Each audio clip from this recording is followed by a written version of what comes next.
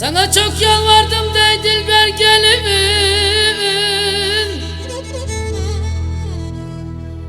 elime değdi de beyaz elin, aman ben ölümüm.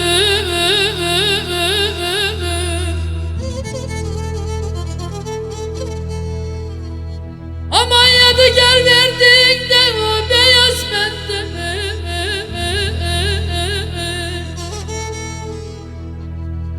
Saklarım boynumda da belalı yavrum, aman vay bu da mı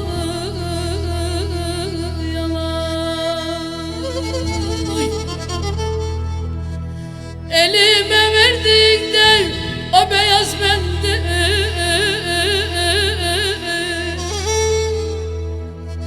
taşırım boynumda da belalı yavrum, aman vay bu da mı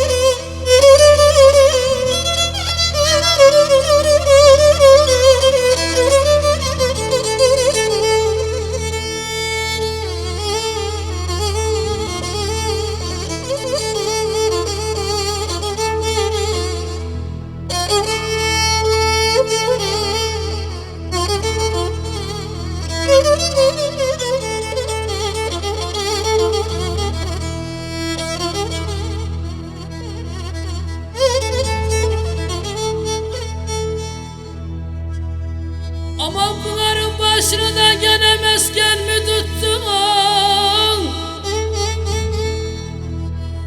Bunların başını da gene mesken mi tuttun?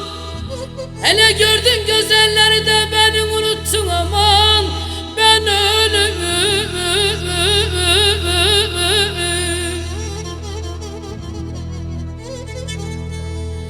Topla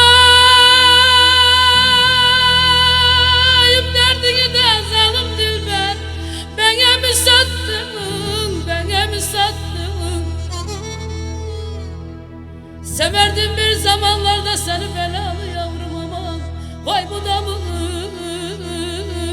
yalan. Toplayıp derdini de zalim gelin, bana mi sattın, bana mi sattın? Severdim bir zamanlarda seni belalı yavrum, aman vay bu da mı